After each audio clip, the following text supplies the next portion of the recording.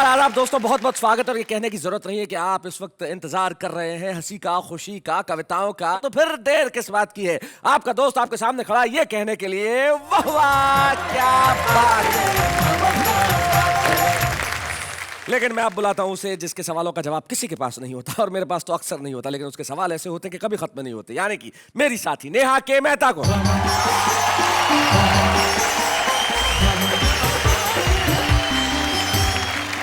नमस्कार, आदाब, सत श्री अकाल। आप सबका दिल से स्वागत करती हूँ आपके अपने और हमारे सबके शो में, जिसका नाम है वाह वाह क्या बात है। वाह वाह क्या बात है कि सफर की ओर मैं निगाह डालता हूं तो देखता हूं कि भाई कमाल हो गया, यहाँ पे कितने लोग आए और कितने लोगों ने कितना कमाल किया और आपको कितनी हंसी बांटी। मुझे लगता है ये सफर कितना हसीन रहा है। Thank you so much. शर्माने की बात नहीं है, मैं सफर को हसीन कह रहा हूं, आपको नहीं। ऐसा कह के आप एक हसीना को सफर करवा रहे हैं, अंग्रेजी वाला। ओहो, लेकिन हम इस सफर की बात नहीं करेंगे, हम बात करते हैं उस सफर की जो वाह वाह में हमने और आपने साथ साथ निभाया और हम निभा रहे हैं। और अब तक इस सफर के दौरान कुछ लोग ऐसे आए जिन्होंने लोगों का प्यार पाया, लोगों का दिल जीत लिया। तो हमने सोचा कि उन तमाम लोगों को जनता की बेहद मांग पे वापस बुलाया जाए बेस्ट ऑफ वाह वाह के अंदर। तो उन साथियों का स्वागत करने के लिए एक बार आप मेरे साथ जरा मिलकर कहिए वाह वाह क्या बात है। Please welcome Anoop Soni. मुझे लिखना बिल्कुल नहीं आता, बिल्कुल मतलब बिल्कुल भी नहीं। हस्ताक्षर तो कर लेते। बिल्कुल बिल्कुल, हाँ उतना तो लिखना आता। मुंशी चंदालाल का तारकोल सा रूप, अरे और श्यामलाल का रूप है जैसे खिलती धूप। जैसे खिलती धूप सजे बुशर्ट पैंट में ज्ञानचंद 6 बार फेल हो गए 10th में। संचालक के नाम आदिवासी सरदार का पत्र आया। हाँ। अखिल भारतीय स्तर का कवि सम्मेलन करवाओ, 150 कवि लेकर फौरन चले आओ। अच्छा। कवियों से ये सेवा हम मुफ्त नहीं लेंगे, हर कवि के घर वालों को उनके वजन जितनी स्वर्ण मुद्रा देंगे। संचालक की पत्नी ये पत्र पढ़ते ही चीख मारकर रोने लगी, आंसुओं से तकिया भिगोने लगी। संचालक बोला, प्रिय तुम्हें मेरा इतना गम है? वो बोली, गम गया भाड़ में, मैं तो इसलिए रो रही हूँ कि तुम्हारा वजन कितना कम है। अच्छा, एक बिल्कुल सच्ची घटना अपनी दिल्ली की बता रहा हूँ। पिछले साल एक ही दिन में 35,000 शादियाँ। ओहो। अच्छा संयोग देखिए, उसी दिन हमारे देश में बकरा ईद भी थी। अरे बाप रे। अखबार में दोनों खबरें साथ साथ छप गई। दिल्ली में एक ही दिन में 35,000 शादियाँ, बकरा ईद धूमधाम से मनाई गई। बेकारी से तंग आकर मैंने एक अंधे भिखारी के कटोरे से अठन्नी उठाई। अच्छा। और उससे पूछा, अब कैसी तबीयत है बड़े भाई? हाँ। भिखारी बोला, अभी तक तो ठीक थी, मगर अब पता चला अच्छे अच्छों का ईमान डिगने लगा है। अठन्नी वापस रख दो, मुझे फिर से दिखने लगा है। मैंने पूछा कौन? बोली, फौरन लीजिए लोन। अब पैसों के लिए मत निर्भर रहो किसी भी रिश्तों पर, लोन लीजिए आसान किश्तों पर। मैंने कहा ये सब हो जाएगा, पर लोन कितने का पास हो पाएगा? बोली, सर वैसे तो हमारा बैंक कवियों को 500 रुपए तक लोन देता है। बोलो। सर वैसे तो हमारा बैंक कवियों को 500 रुपए तक लोन देता है, पर कोई टीवी पर आ चुका हो तो 700 भी ले सकता है।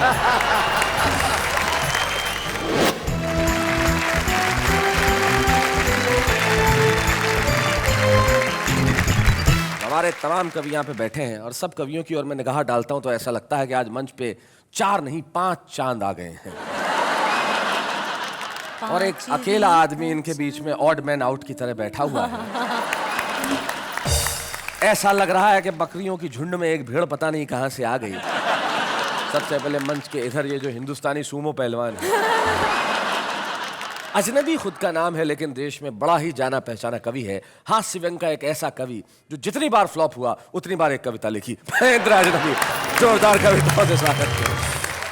महेंद्र अजनबी के पास जो बैठे हैं, एक पंक्ति में जो व्यक्ति ये बात कहता है कि समय समय की बात है और समय समय का योग, लाखों में बिकने लगे 2 कौड़ी के लोग। ऐसा सच कहने वाले माणिक वर्मा हमारे साथ हैं।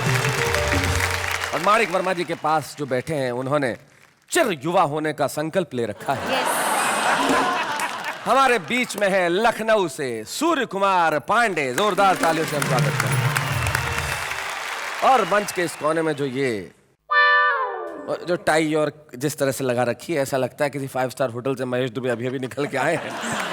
तो महेश दुबे हमारे साथ है, जो मुंबई से और यूं मूलतः बनारस से हैं, और इनकी बातों में भी बड़ा ही रस है जो आज यहाँ प्रस्तुत करेंगे। हम स्वागत करते हैं महेश दुबे का। कोई भी मेरा ख्याल से कवि सम्मेलन या संचालन पूरा नहीं होता जब तक कुंवर बेचन के 1-2 शेर उसमें कोट न किए जाएं। 22 लोगों ने कुंवर बेचन पर PhD की है।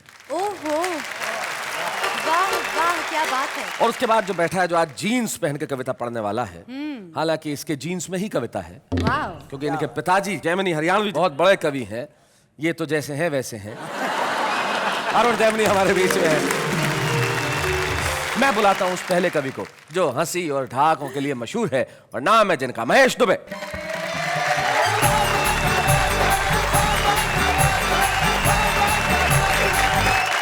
मैं एक ऐसी कविता आपको सुनाने जा रहा हूं जो कवि सम्मेलनों पर ही लिखी गई है। अच्छा। कि हिंदी के एक दुबले पतले मंच संचालक को हिंदी के प्रचार का शौक चर्राया। हाँ। फिर एक मोटे ताजे कवि को बुलाकर बोला, भैये हमें हिंदी के लिए कुछ करना चाहिए। तो बोल, हिंदी के लिए तू क्या करेगा? बोला, हिंदी के लिए तो हम मरने से भी नहीं डरेगा। अच्छा। कवि के लिए हिंदी की सेवा का अवसर निकट आ गया, और अगले ही दिन उसके पास अफ्रीका के नरभक्षी कबीले का टिकट आ गया। संचालक बोला, जा मेरे हिंदी के घोड़े, सरपट दौड़, आदिवासियों के बीच में जाके लंबी लंबी छोड़। कुछ दिनों बाद संचालक के नाम आदिवासी सरदार का पत्र आया। हाँ। लिखा था, भाया आपका कवि थोड़ा अशिष्ट था लेकिन स्वादिष्ट था। उसने हमारा बहुत मनोरंजन किया है, पेट और मन दोनों भर दिया है। आपसे अनुरोध है, अखिल भारतीय स्तर का कवि सम्मेलन करवाओ, 150 कवि लेकर फौरन चले आओ। अच्छा। आने का भाड़ा भेज रहा हूं।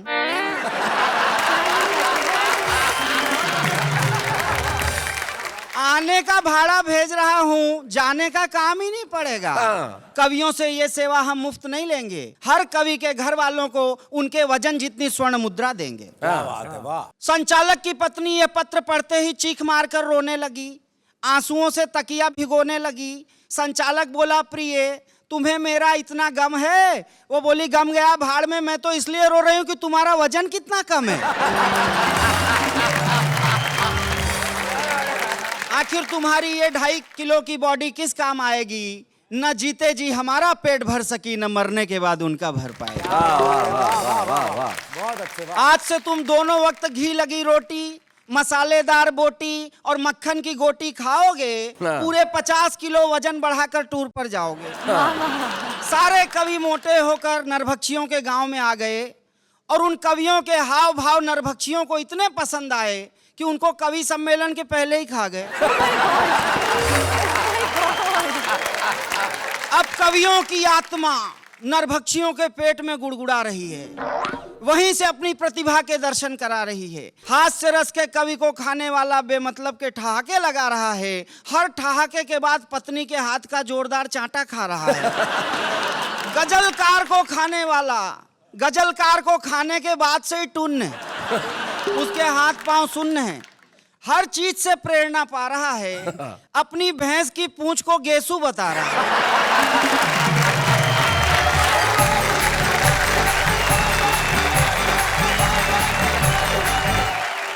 क्या बात है महेश, बहुत बहुत बढ़िया, बहुत बढ़िया। ईश्वर करे कि आप बहुत तरक्की पाएं, और सिर्फ इस देश में नहीं, आप भी अफ्रीका के जंगलों में कविता पढ़ने जाएं। लेकिन एक ऐसा कवि अगर वहां जाता तो लोगों को बड़ा पसंद आता, अपनी कविताओं की वजह से भी और अपने स्वास्थ्य और डील डॉल की वजह से भी। वो कवि हमारे बीच में है। मैं चाहता हूं कि अब वो आए और कुछ ऐसा सुनाए कि आप उनके लिए तालियां बजाएं। महेंद्र अजनबी।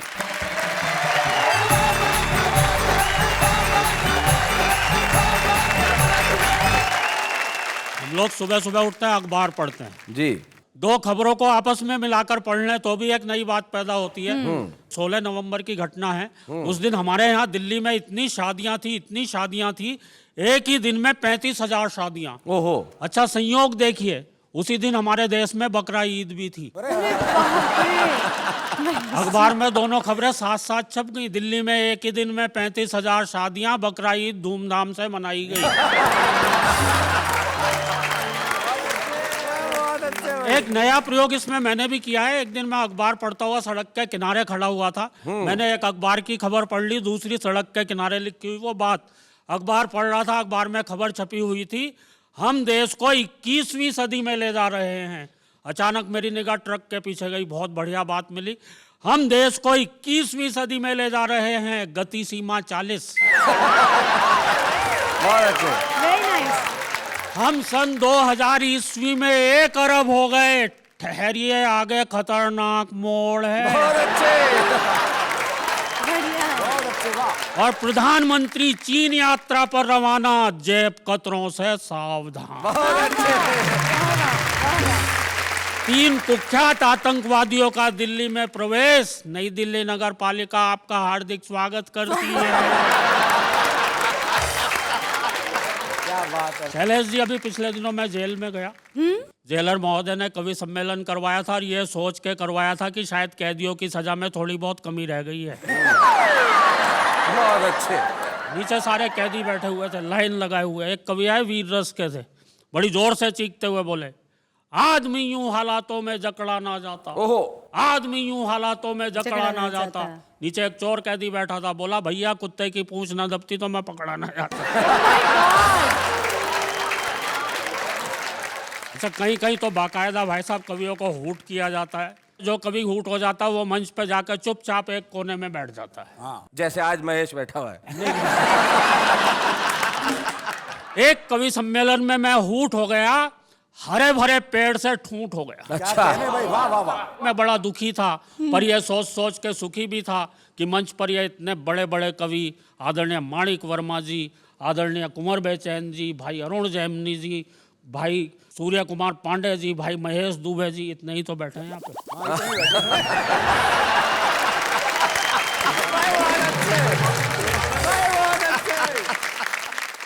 ये इतने बड़े बड़े कवि बैठे हुए हैं, क्या ये भी इसी तरह से दुखी होते हैं? इन बेचारों पर क्या गुजरती होगी, क्योंकि ये तो लगभग रोज ही ऊट होते हैं। मेरे साथ तो खैर पहला ही चांस है। मैं मंच के एक कोने में बैठा हुआ और कवियों को घूर रहा था। जो कवि अगर जरा सा भी जम जाता, वही मुझे अपना सबसे बड़ा दुश्मन नजर आता। अच्छा। आधा घंटे बाद जब एक और कवि हूट हो गया, तब जाके मेरी आत्मा को घनघोर शांति पड़ी। अच्छा, आके भी मेरे ही पास बैठा। मैंने तुरंत उस कवि की पीठ थपथपाई। पीठ थपथपाने पे वो थोड़ा नॉर्मल हुआ।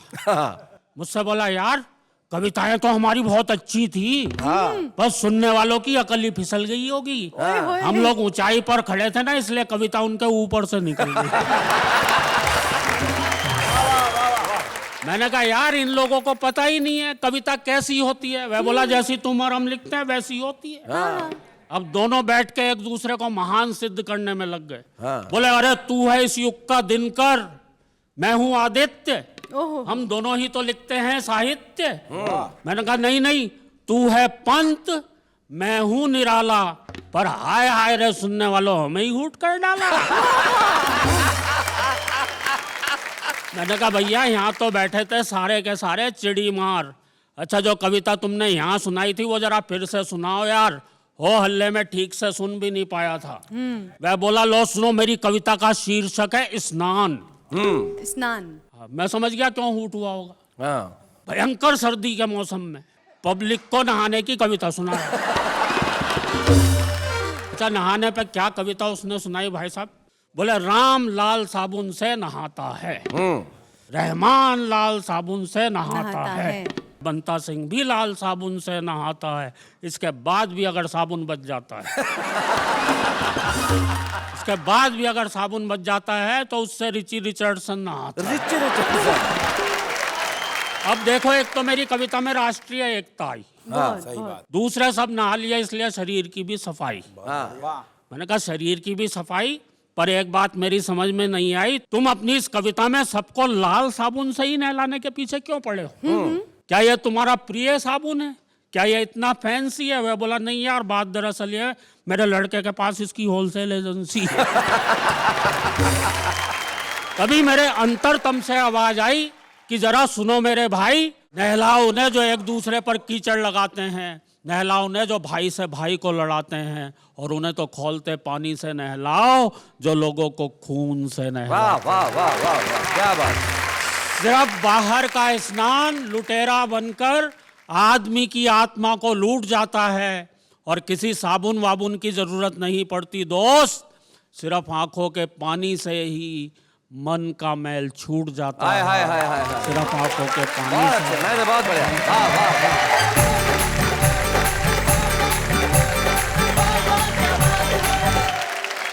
महेंद्र, आपने जो कविता जो हास्य से शुरू करके व्यंग तक पहुंचा के करुणा के मोड़ पे खत्म की है, सचमुच इस देश के हालात ऐसे ही हैं। तब मुझे एक व्यंगकार माणिक जी, वो अपनी गजल में कहते हैं कि हरा भरा ये देश तुम्हारी ऐसी तैसी, फिर भी इतने क्लेश तुम्हारी ऐसी तैसी। देश बिके तो बिके ठाट से कर्जा लेकर, घूमो देश विदेश तुम्हारी ऐसी तैसी। महेश ध्यान से सुनो, ये लाइन तुम्हारे लिए कि बंदर तक हैरान तुम्हारी उछल कूद पर, किसके अवशेष तुम्हारी ऐसी तैसी। मैं सम्मान के साथ बुलाना चाहता हूं जिनकी पंक्तियां मैंने अभी पढ़ी, माणिक वर्मा जी, जोरदार तालियों के साथ हम स्वागत करें।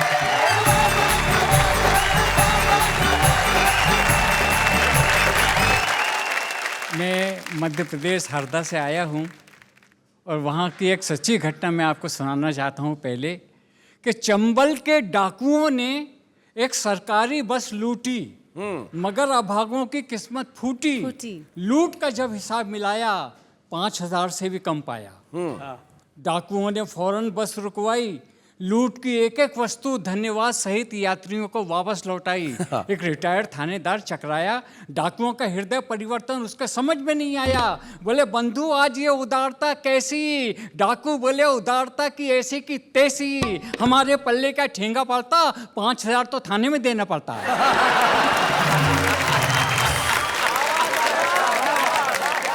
एक टुकड़ा और सुनिए।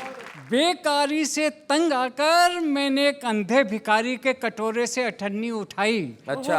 और उससे पूछा अब कैसी तबीयत है बड़े भाई?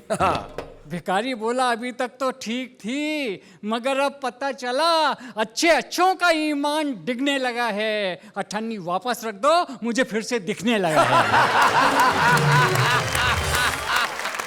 मेरे क्षेत्र में 2 नेता हैं, एक का नाम है मोतीलाल, एक का नाम है मांगीलाल। हुआ ये कि मोतीलाल को चुनाव का टिकट मिल गया और मांगीलाल रह गए, मगर मांगीलाल ने चुनाव लड़ा और जमानत सहित बह गए। अब मंच पर मांगीलाल भी बैठा हुआ था। थोड़ी देर के लिए मेरे भाई अरुण को मांगीलाल समझ लीजिए और मुझे मोतीलाल। ओके। पहला संबोधन हारे हुए नेता का अपने मतदाताओं के नाम कि लोकतंत्र के लुच्चो,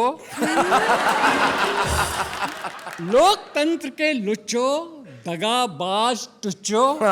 अरे हमारी हार बीबीसी लंदन से ब्रॉडकास्ट करवाई और ये खबर आज तक किसी अखबार में नहीं आई। देश को आजादी किसने दिलवाई? मांगीलाल और मैंने।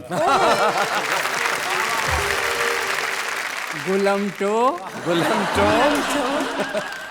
गुलाम से मतदाता बने तो बुद्धि चकराई। हमारे चेहरे पे सूखा और तुम्हारे चेहरे पे मलाई।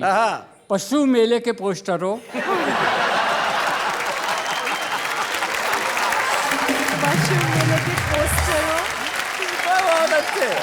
पशु मेले के पोस्टरों, भूल गए वो दिन जब जंगल में उछल कूद करते थे। डार्विन ने कहा था कि पहले आदमी बंदर था। भूल गए वो दिन जब जंगल में उछल कूद करते थे, आसमान धरती पे धरते थे। अरे लंगोटी लपेटना भी ढंग से नहीं आया, तुमको बंदर से आदमी किसने बनाया? मांगीलाल और मैंने। हमने तुम्हें नई रोशनी में खड़ा किया और हम ही को अंधेरे में चूने लगा दिया। दुश्मन को वोट और हमको टाटा। एक गाल पे चुंबन और एक गाल पे चाटा। बहुत अच्छे अब खा लो रबड़ी के लच्छे, ये मुंह रसगुल्ले, केसरिया दूध के कुल्ले। भगवान कसम तुमको ये दिन किसने दिखाए? मांग ला लो। मैंने। कायर ताके कुकुर मुत्तो, तुमसे तो बेहतरीन तुम्हारा बाप था।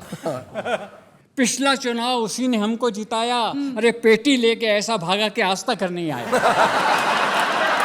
हमने एड़ी चोटी का जोर लगाया और उसको शिखंडी पुरस्कार किसने दिलवाया? मांगी लाल और मैंने। अब इस बात को देखिए आप, गीदड़ के आखिरी अवतारों, ये राजनीति तुम्हारे समझ में क्यों नहीं आती है? सत्ता किसी की हो, जनता हमेशा सताई जाती है। क्या बात।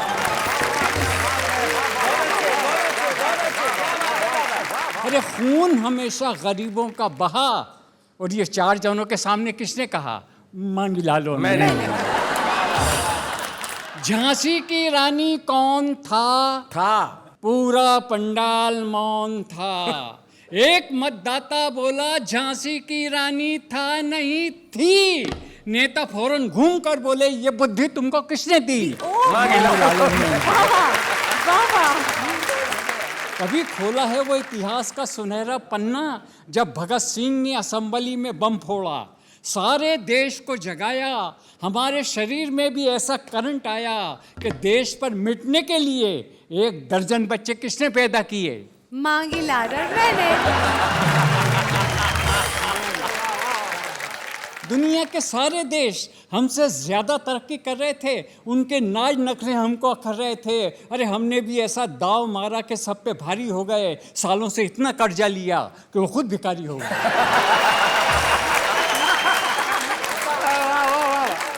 क्या बात है। और आखिरी शन देखिए, और मांगी लाल तू, अच्छा नंबर आ गया मांगी लाल जी। तूने देश को क्या दिया? जो कुछ किया वो तो मैंने किया। खटिया तेरी भी खड़ी है बुन ले, और जाते जाते एक शेर सुन ले कि तुझसे कोई गिला नहीं है आस्ती के सांप।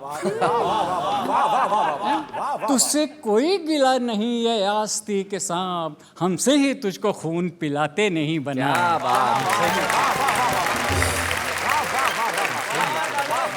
और मैं एक गज़ल सुनाना चाहता हूँ, बहुत छोटी है, लेकिन हज़ल का मज़ा लीजिए। इसमें मैंने एक बात की है कि तीनों काल को, भूत भविष्य वर्तमान, हाल माजी और मुस्तकबिल, तीनों को मैंने एक जगह इकट्ठा किया है। क्या बात। कि मुझे आपसे मोहब्बत कभी थी, न है, न होगी।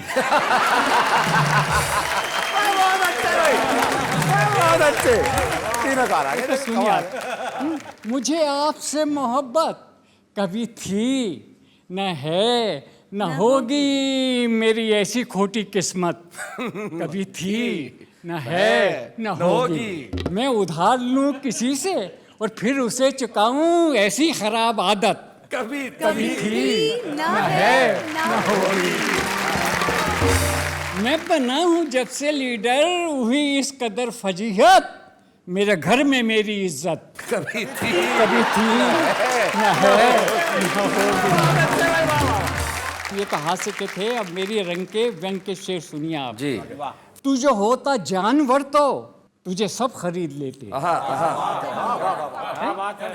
तू जो होता जानवर तो तुझे सब खरीद लेते।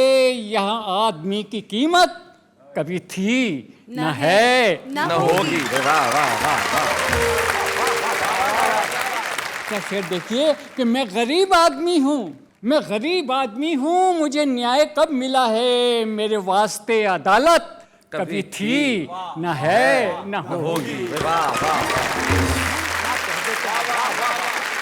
और शेर देखिए कि आटा ये बम फूट रहे हैं, ब्लास्ट हो रहे हैं, लेकिन दोस्तों मेरे देश पर मुझे गर्व है। और बात देखिए कि मेरे गुलसिता के होठों, मेरे गुलसिता के होठों से छीन ले हंसी जो, किसी बम में इतनी ताकत कभी थी, न है, न होगी।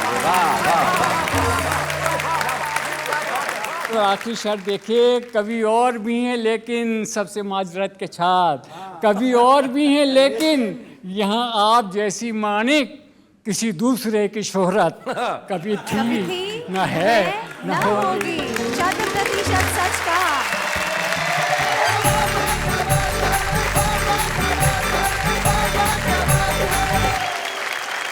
बिल्कुल सही कहा माणिक दा आपने। लोग कहते हैं कि देश में घी दूध की नदियां बहती थी, तो मैं कहता हूं कि घी दूध की सरिता कभी थी न है न होगी, और हजारों कवि है यूं तो देश में, पर माणिक जी जैसी कविता कभी थी न है न होगी। बहुत बढ़िया। हमारे खास मेहमान जो आज इस वाह वाह क्या बात है में एक कविता पढ़ने के लिए आ रहे हैं, वो कवि नहीं है लेकिन कविता के प्रेमी हैं, कवि रहते हैं, और एक बड़े ही सुप्रसिद्ध अभिनेता है हमारे हिंदी टेलीविजन इंडस्ट्री के, हमारे साथी, हमारे colleague Anoop Soni. Please welcome Anoop Soni.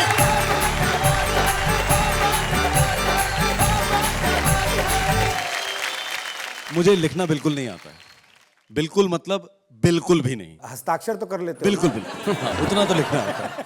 मैं कविता लिखने की बात कर रहा हूं। लेकिन बचपन से बहुत शौक रहा कविता सुनने का, और आज जब मुझे बताया गया कि आप यहाँ आइए तो मुझे बहुत खुशी हुई, और मैंने सोचा कि कविता अगर पढ़नी है तो एक कविता जो मैंने चूज की सबके साथ मिलकर वो थी काका हाथरसी जी की कविता। तो उनका कुछ, उनके लिए तालियां। ये कविता कभी पुरानी नहीं हो सकती, क्या बात? क्योंकि नाम कुछ और दर्शन कुछ और, ये तो जग जाहिर सी बात है। जैसे मतलब किसी का नाम अगर सैफ है तो ये कोई गारंटी नहीं है कि हर लड़की उसके साथ सैफ होगी। बिल्कुल।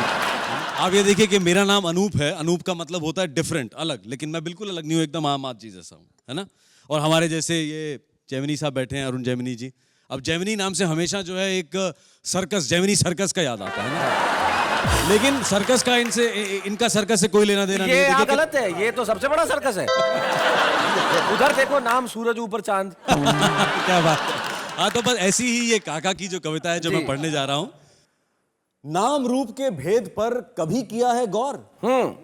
नाम मिला कुछ और तो शक्ल अकल कुछ और। हाँ। शक्ल अकल कुछ और, नैन सुख देखे काने। हाँ। बाबू सुंदर लाल बनाए ऐचक ताने। हाँ। कह काका कवि दया राम जी मारे मच्छर। हाँ। और विद्याधर को भैंस बराबर काला अक्षर। हाँ। बस। मुंशी चंदा लाल का तार कोल सा रूप। अरे। और श्याम लाल का रूप है जैसे खिलती धूप। जैसे खिलती धूप सजे बुशर्ट पैंट में, ज्ञानचंद 6 बार फेल हो गए 10th में। सूर्य प्रताप जी देखें हमने बिल्कुल ठंडे। हाँ। और पंडित शांति स्वरूप चलाते देखे डंडे। हाँ। पूछ ना आई इंच भी कहलाते हनुमान। हाँ। मिले ना अर्जुन लाल के घर में तीर कमान। हाँ। घर में तीर कमान बदी करते हैं नेका, और तीरथ राज ने कभी इलाहाबाद ना देखा। हाँ। सत्यपाल काका की रकम डकार चुके हैं। सत्यपाल काका की रकम डकार चुके हैं, और विजय सिंह 10 बार इलेक्शन में हार चुके हैं। नाम धाम से काम का क्या है सामंजस्य, किसी पार्टी के नहीं है झंडाराम सदस्य। झंडाराम सदस्य भाग्य की मिटे न रेखा, और स्वर्ण सिंह के हाथ कड़ा लोहे का देखा। कह काका कवि खरे लाल जी निकले खोटे, इस कलयुग में नाम बड़े और दर्शन छोटे। न तो कभी कवि पुराना होता है, न कविता पुरानी होती है। आज इस मंच पे हमें काका हाथरसी की कविता का आशीर्वाद आपके स्वर में मिला, इससे बेहतर क्या हो सकता है। आप निश्चित तौर पे अनूप हैं, क्योंकि आप अभिनेता होते हुए भी यहाँ पे कविता पढ़ रहे हैं। ये काम आसान काम नहीं है। अनूप, यहाँ आने के लिए बहुत बहुत बहुत बहुत धन्यवाद, बहुत बहुत शुक्रिया। Thank you so very much.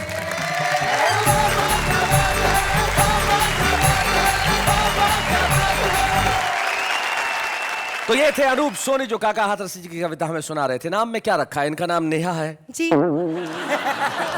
Neha, प्रेम देने वाली, प्रेम करने वाली। Innocent love, Neha. इनका और मासूमियत का उतना ही संबंध है जैसे भारतीय नेता और ईमानदारी का।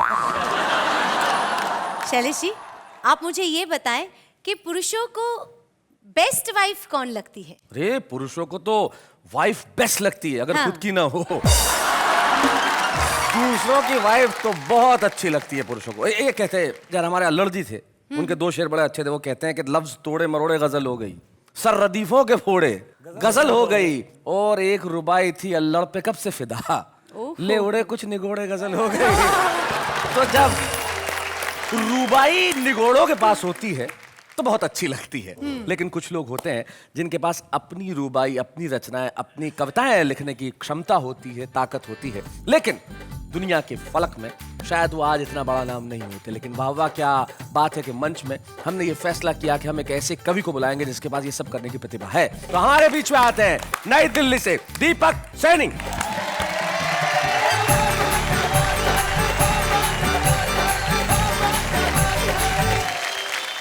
ईश्वर ने सबसे बढ़िया चीज बनाई मनुष्य, मनुष्यों में सबसे बढ़िया चीज बनाई कवि, कवियों में सबसे बढ़िया चीज बनाई अच्छे अच्छे कवि, और अच्छे कवियों में सबसे बढ़िया चीज बनाई हैंडसम कवि।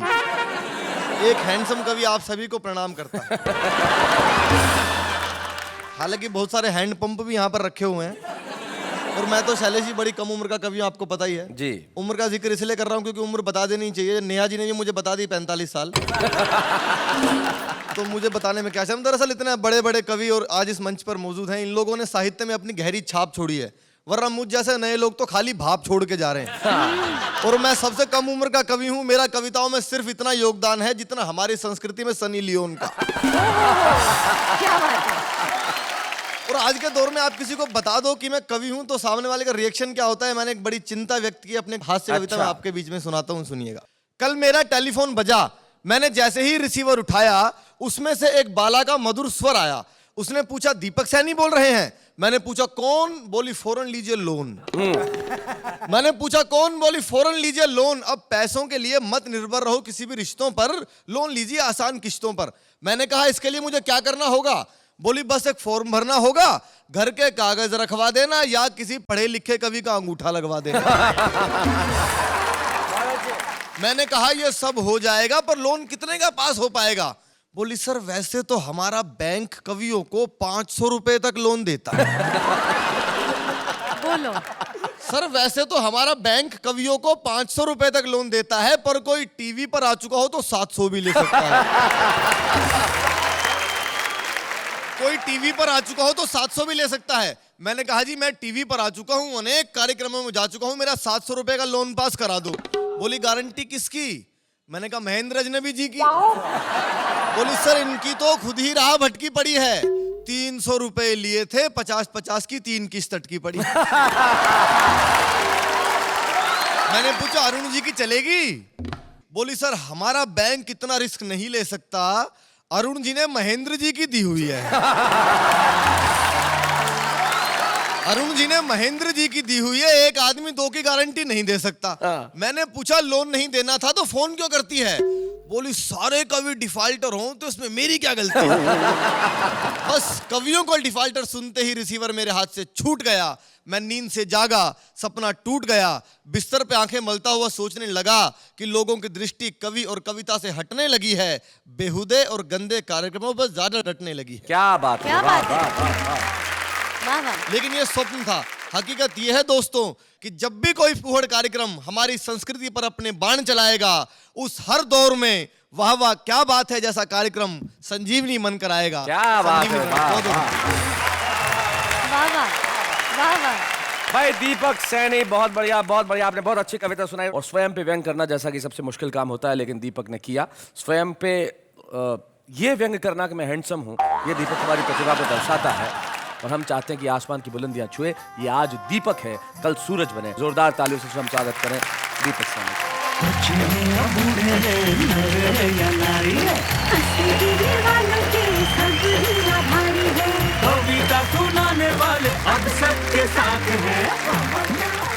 स्वागत है बेस्ट ऑफ बेस्ट। वाह वाह क्या बात है। मैं तो कहिए मेरे साथ वाह वाह क्या बात है। यार तुम मुझसे सवाल पूछती रहती हो, एक सवाल मैं तुमसे करना चाहता हूँ। पूछिए पूछिए। तुम्हें सबसे बढ़िया कविता किसकी लगती है? बेस्ट। उनकी। मतलब माणिक वर्मा जी की? नहीं नहीं नहीं नहीं, उनकी। मतलब अरुण जेमिनी की? नहीं ना बाबा, उनकी। भारतीय संस्कृति में जब कोई युवती किसी का नाम न लेके उन कहे तो इसका मतलब महेश दुबे की? अरे नहीं बाबा, उनकी। अच्छा उनकी। अरे हमारे वो आम आदमी जो कविताएं करते हैं, भाई कविता का छंद और अलंकारों में नहीं पड़ते, जैसा मन में आता है वैसा कहते हैं। देखते हैं क्या कहते हैं। अर्ज किया है, करीब आकर मेरे कानों में कुछ कहती हो, बंद करके आंखें मेरी अपने होने का एहसास भर देती हो, सच मानो या झूठ, दिल में प्यार भरा डर भर देती है। आग है, हवा है, पानी है मुझ में, सब कहते हैं शीला की जवानी है मुझ में। एक एक्टर को हिट करने के लिए एक पिक्चर काफी है और हमें परेशान करने के लिए एक टीचर काफी है। आप इतनी सुंदर हो, आपको देख के ये ख्याल आया, आपकी सहेली को देखा तो दूसरा ख्याल आया। झिम गिरे सावन, सुलग सुलग जाए मन, फिर क्या, ट्रैफिक जाम और लोकल बंद। मैंने पूछा चांद से कि देखा है कहीं, मैंने पूछा चांद से कि देखा है कहीं, चांद ने कहा रात में निकलता हूँ अबे दिखता ही नहीं।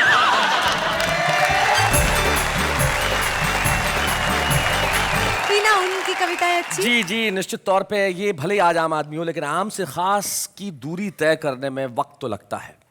लेकिन कुछ लोग होते हैं जो वक्त से परे होते हैं, और एक ऐसे ही कवि हमारे बीच में है जिनकी कविताएं आपको और मुझको हंसने पर मजबूर करती हैं। एक ऐसे कवि जिनकी कविताएं आपके दिलों में देश की पीड़ाओं के प्रति आवाज़ उठाने की प्रेरणा देती है। हमारी पीढ़ी को ये गर्व है कि इस पीढ़ी में माणिक वर्मा मौजूद हैं, और माणिक वर्मा जी को आज वाह वाह क्या बात है कि इस मंच पर सम्मानित करते हुए मैं स्वयं गौरवान्वित हूँ। हम स्वागत करें माणिक वर्मा जी का।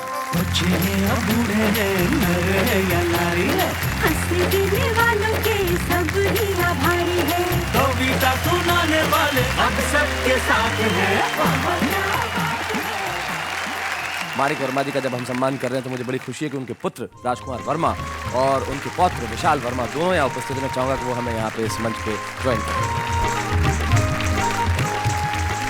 राजकुमार एक ऑनरेबल जज हैं और स्वयं भी कविता लिखते हैं, बहुत अच्छा कहते हैं।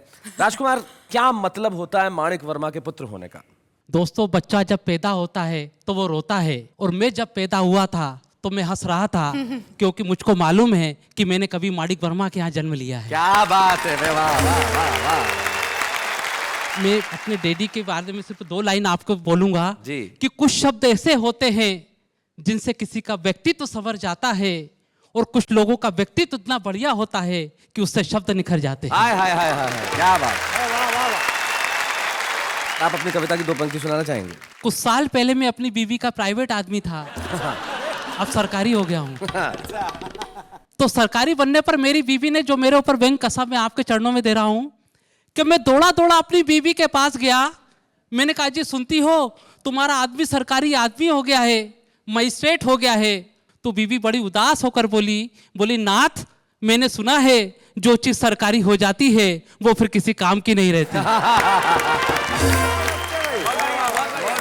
आज माणिक वर्मा जी को हमने सम्मानित किया तो रामरेख मनर की एक पंक्ति मुझे याद आती है, जो इनके लिए कहते थे कि सागर मंथन जब हुआ निकले मोती अनेक, और व्यंग्य सागर का मंथन हुआ तो निकला माणिक एक। वाह वाह, हम क्या बात है। ऐसे ही कवियों को कल भी सुनेंगे और कहेंगे वाह वाह क्या बात है।